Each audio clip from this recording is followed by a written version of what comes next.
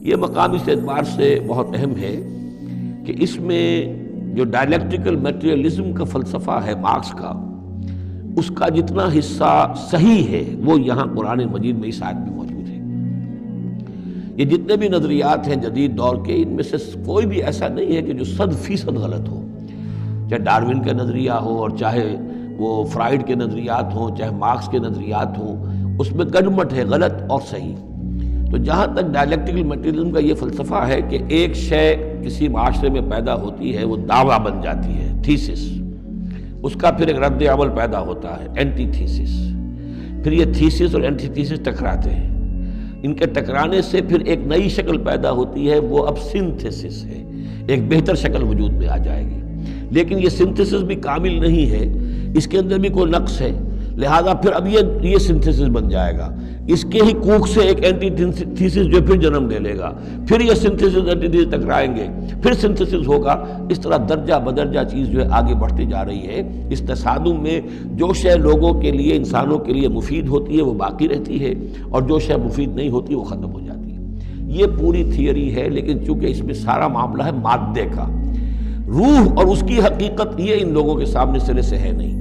اس حوالے سے ہی ساری گمراہی ہو گئی ڈارون کے نظریے میں، اسی حوالے سے ساری گمراہی ہو گئی فرائیڈ کے نظریے میں، اسی حوالے سے ساری گمراہی ہو گئی مارکس کے نظریے میں۔ لیکن یہاں بھی دیکھیے، جیسے کہ سورہ انبیاء کی آیت نمبر 18 میں آیا ہے، بل نقذف بالحق علی الباطل فیدمغہ، ہم دے مارتے ہیں حق کو باطل پر، تو باطل کا وہ بھیجا نکال دیتا ہے، فاذا ہوا زاہق، اور باطل جو ہے پھر وہ غائب ہو جاتا ہے۔ تو باطل کی حیثیت یہ ہے۔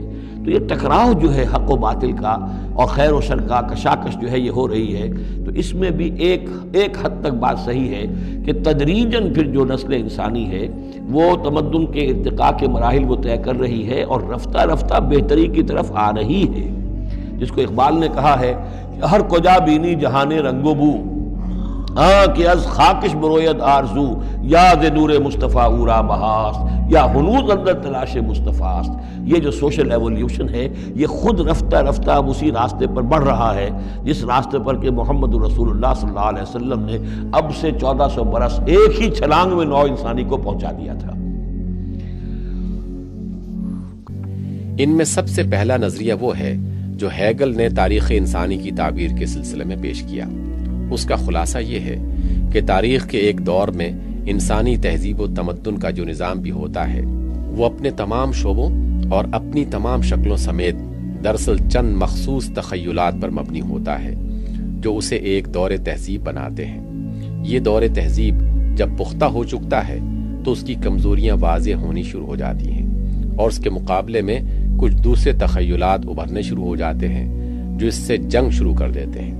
اس نزاع و کشمکش سے ایک نیا دور تہذیب جنم پاتا ہے جس میں پچھلے دور تہذیب کے باقیات صالحات بھی رہ جاتے ہیں اور کچھ نئی خوبیاں بھی ان تخیلات کے اثر سے پیدا ہو جاتی ہیں جن کی یلغار سے مجبور ہو کر پچھلے دور کے غالب تخیلات بالآخر مصالحت پر مجبور ہوئے تھے۔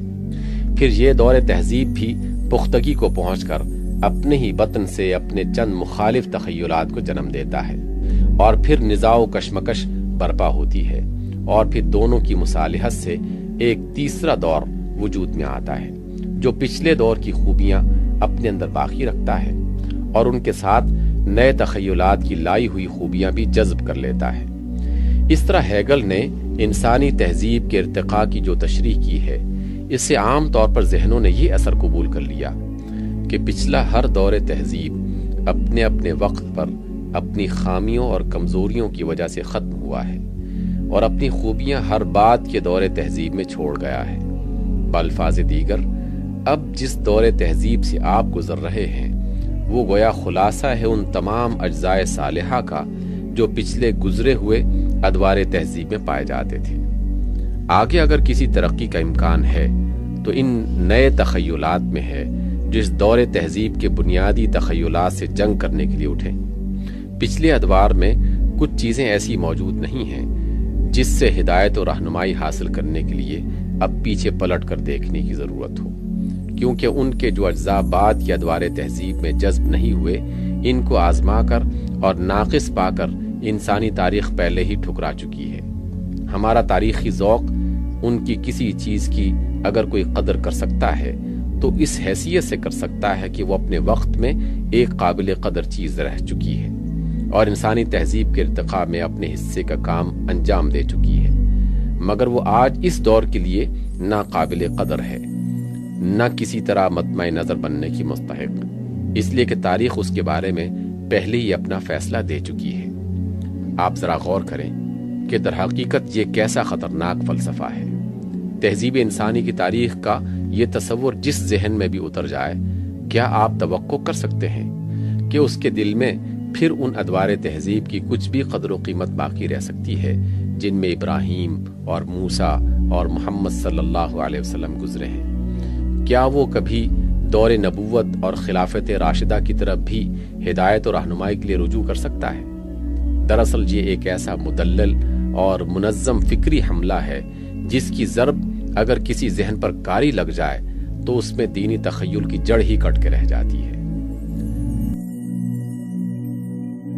بل نقذف بالحق علی الباطل فیدمغه، یہ ہے اصل میں وہ فلسفہ تاریخ کا کہ جو قرآن مجید پیش کرتا ہے۔ تاریخ انسانی کے بہت سے نظریات ہیں۔ اسپینگلر کا ایک ویو ہے کہ جیسے ایک انسان جو ہے بچہ ہے، پیدا ہوتا ہے، پھر جوان ہوتا ہے، پھر بوڑھا ہوتا ہے، پھر مر جاتا ہے، ایسے ہی قومیں اور تہذیبیں اور تمدن ابھرتے ہیں، پھر یہ کہ وہ کمزور پڑتے ہیں، پھر ان میں خرابیاں پیدا ہوتی ہیں، پھر وہ ختم ہو جاتے ہیں۔ تو مختلف قسم کے نظریات ہیں تاریخ کے بارے میں، یا پھر مارکس نے دیا ہے ڈائلیکٹیکل میٹیریلزم کا ایک نظریہ دیا، تو وہ تمام چیزیں قرآن کا بھی ایک نظریہ ہے، اور وہ یہ ہے کہ دنیا میں ہمیشہ سے ایک کشاکش چل رہی ہے حق و باطل کے مابین۔ جسے اقبال نے کہا ہے کہ ستیزہ کار رہا ہے ازل سے تا امروز، چراغ مصطفی سے شرار گولابی۔ یہ حق و باطل کی ایک کشاکش چل رہی ہے، ایک دشمنی ہے۔ عزازیل شیطان لعین ابلیس اور اس کی نسل اور اس کے ایجنٹ ایک طرف ہیں، اور اللہ کے نیک بندے، انبیاء و رسل، اولیاء اللہ، صدیقین، شہداء، یہ سب دوسری طرف ہیں۔ ان کے مابین ایک کشاکش ہے، کشمکش ہے جو مسلسل چلی آ رہی ہے۔ اور اس میں پھر فرمایا کہ اللہ تعالیٰ ایک مختلف مواقع پر حق کو دے مارتے ہیں باطل کے سر پر، یعنی یہ تصادم جو ہے، ویسے تو حق و باطل کی کشاکش اور تصادم جاری رہتی ہے، لیکن کبھی کبھی ایکسپلوسیو ہو جاتا ہے، یہ تصادم نمایاں ہو جاتا ہے، یہ باقاعدہ ایک مارکے کی شکل اختیار کر لیتا ہے، اور اللہ تعالیٰ پھر حق یعنی حق کی طاقت، جو کوئی قوت ہوتی ہے حق والی، جماعت ہوتی ہے، گروہ ہوتی ہے، کوئی امت ہوتی ہے، کوئی اس طرح کا ایک جمعیت کھڑی ہو جاتی ہے حق کے لیے، تو اللہ تعالیٰ اس کو باطل کے سر پر دے مارتا ہے۔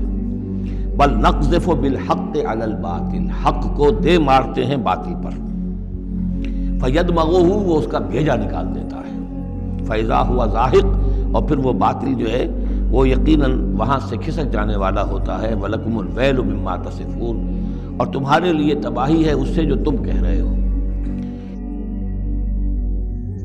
مارکس کا فلسفہ ہے ڈائلیکٹیکل میٹیریلزم، وہ در حقیقت اسی کو آبزرویشن اس کی صحیح تھی۔ یہ دوسری بات ہے کہ اس نے کہاں اس کو استعمال کیا ہے کہ تھیسس ایک وقت میں ایک نظام ہے، وہ ایک دعوے کی شکل میں کھڑا ہے کہ میرا نظام، مجھے حق ہے کہ میں قائم رہوں، لیکن اس میں جو خامیاں ہیں، جو ظلم ہے، جو ناانصافی ہے، وہ اسی میں سے جنم دیتی ہے اینٹی تھیسس کو۔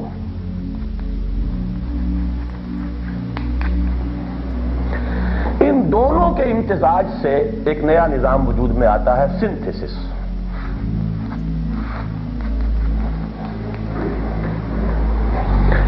لیکن یہ سنتھیسس بعد میں پتہ چلتا ہے اس میں تو یہ خرابی رہ گئی، یہ خود پھر ایک تھیسس کی شکل اختیار کر لیتا ہے، پھر اس کے جواب میں اس کی اپنی کوکھ سے ایک نیا اینٹی تھیسس جنم لیتا ہے، پھر ایک سنتھیسس ہوتا ہے۔ اس طریقے سے یہ جو اس کا فلسفہ ہے، در حقیقت یہ تعبیر ہے، یہ جو ٹھوکریں اس وقت کھائی جا رہی ہیں۔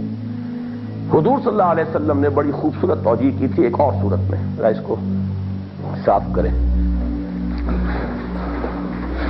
وہ لے لو، نہیں وہ لے لو، اس کا جو اصل، ارے بھائی اس کے اوپر رکھا ہے نا، چولہے کے اوپر نہیں، اچھا پھر یہ لو، میری بینائی کمزور ہو گئی ہے، کرو ہاں، بس صرف یہی.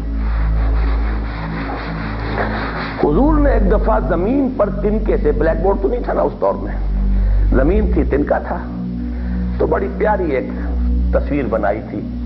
ایک سیدھا خط کھینچا آپ نے، یہ تو ہے صراط مستقیم.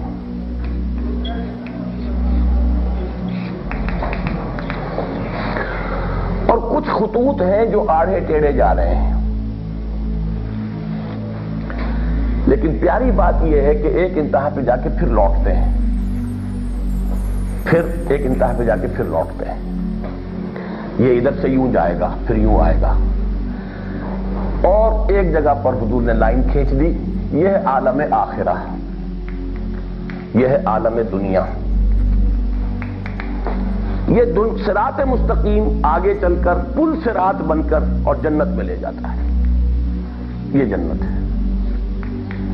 مولانا مودودی صاحب نے تفہیم میں یہ دی ہے، یہ جو ٹیڑھے راستے ہیں یہ سب جہنم میں، یہ جہنم ہے.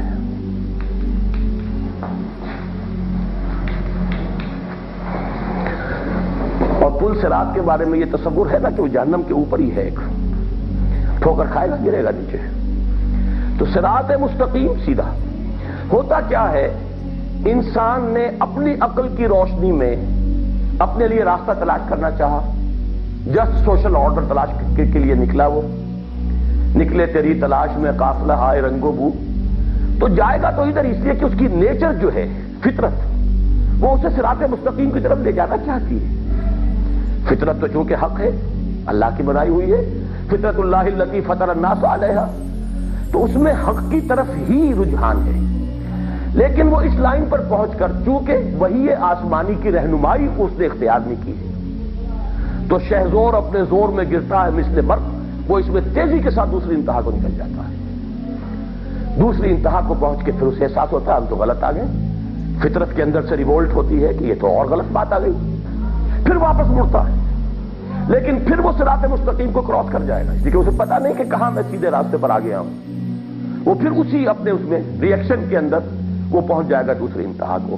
یہ ساری ایکسٹریمز کی یہ ٹھوکریں ہیں، افراط و تفریط کے دھکے ہیں جو نوع انسانی کھا رہی ہے. صراط مستقیم معلوم ہو سکتا تھا صرف وہی آسمانی سے، اہدنا الصراط المستقیم. جب انسان نے اپنا رشتہ اس سے منقطع کر لیا تو منطقی نتیجہ یہ ہے کہ اب انسان ٹھوکریں کھانے پر مجبور ہے. وہ لیفٹ سے رائٹ کی انتہا کو چلا جائے گا، رائٹ کی انتہا سے پھر لیفٹ کی طرف آئے گا، پھر انتہا پر نکل جائے گا، پھر وہاں سے انتہا کا جو ہے پھر ایک طرز عمل شروع ہوگا، دوسری انتہا کو نکل جائے گا، اور مہلت ختم ہوئی تو سب جہنم کی طرف. یہ صراط مستقیم ہے جو الصراط پر سے ہو کر اور جنت تک لے جائے گی.